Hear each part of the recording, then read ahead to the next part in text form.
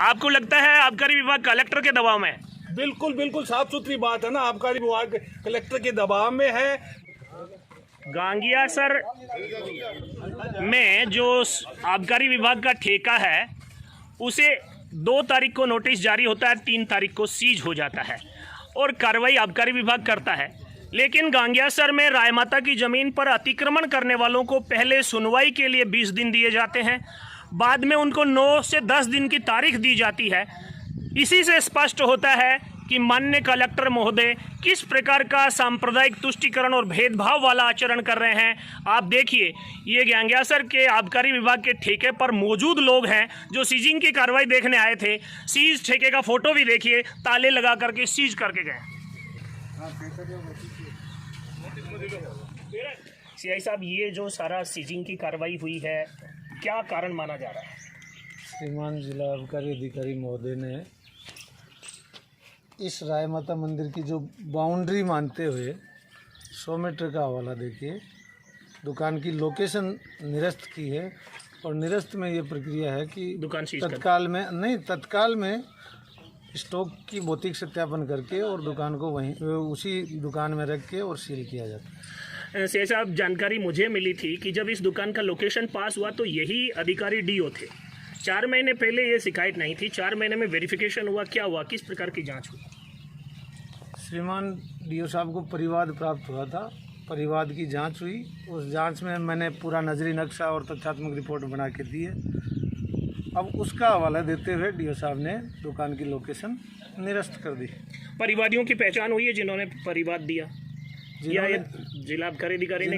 जिन्होंने परिवाद दिया था और जिन्होंने इस दुकान के फेवर में भी कि लोगों ने गलत परिवाद दिया। 2 तरह के परिवाद प्राप्त हुए थे, दोनों में रैंडम आधार पे बयान लिए गए हैं और बयान संलग्न करके रिपोर्ट जिला आबकारी अधिकारी महोदय को प्रेषित कर दी गई। इस दौरान दुकान बंद रहेगी, राजस्व का नुकसान होगा, जिम्मेदारी डीओ लेंगे, आबकारी आयुक्त लेंगे, या कौन, किसकी जिम्मेदारी? विभागीय नियमानुसार राजस्व की जिम्मेदारी अनुज्ञाधारी की है, बाकी निर्णय न्यायपालिका के हाथ में, क्योंकि इनका वाद कोर्ट में अभी चल रहा है। जी, न्यायपालिका जैसा आदेश देगी।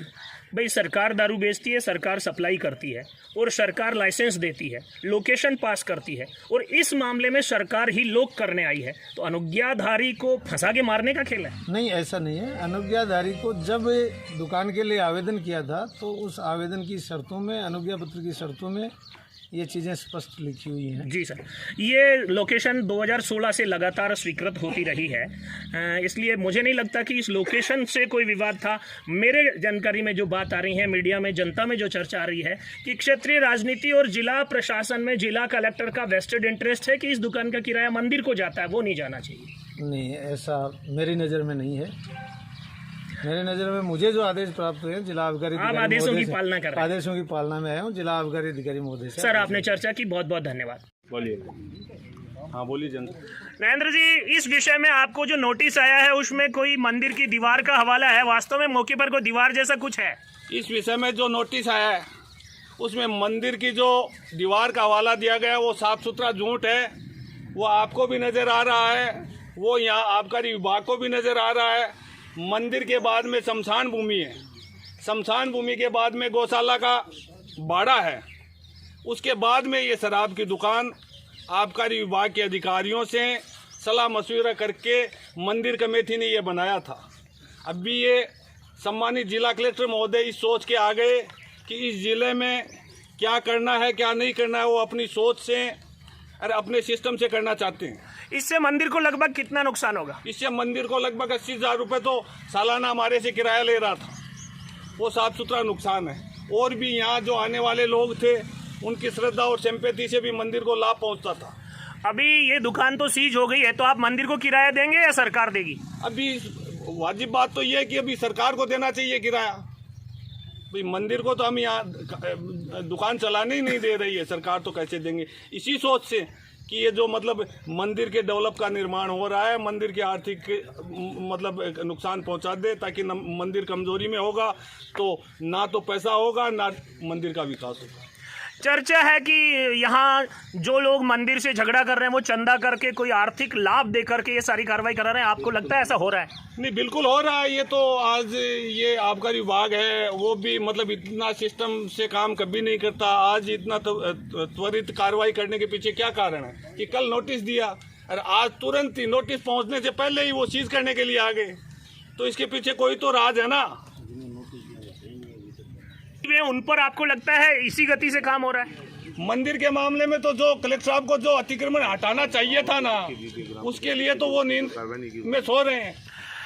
इस दुकान के संबंध में 5-7 लोगों ने परिवाद दिया था, गांव के 8-9 पंचों ने लिख कर दिया था, 200-300 लोगों ने भी हस्ताक्षर करके दिया था। आपको लगता है उस पर कार्रवाई हुई है जिला प्रशासन की ओर से? नहीं, उसकी तो सुनाई, वो कागज तो शायद कलेक्टर साहब ने आबकारी विभाग ने देखे ही नहीं होंगे। इसमें 75% तो पंचायत, उप सरपंच से लेके पूरे पंचों के मेंबर 11 उन्होंने लिख के दिया था कि भाई हमें कोई तकलीफ है ना, गाँव में ऐसा कोई वातावरण है ना, गाँव में ऐसी कोई सोच है जिससे मतलब कि शराब के ठेके से कोई परेशानी हो। और गांव के कम से कम 250 लोगों ने, वो सब हिंदू मुस्लिम सब लोगों ने मिलके ये लिख के दिया है।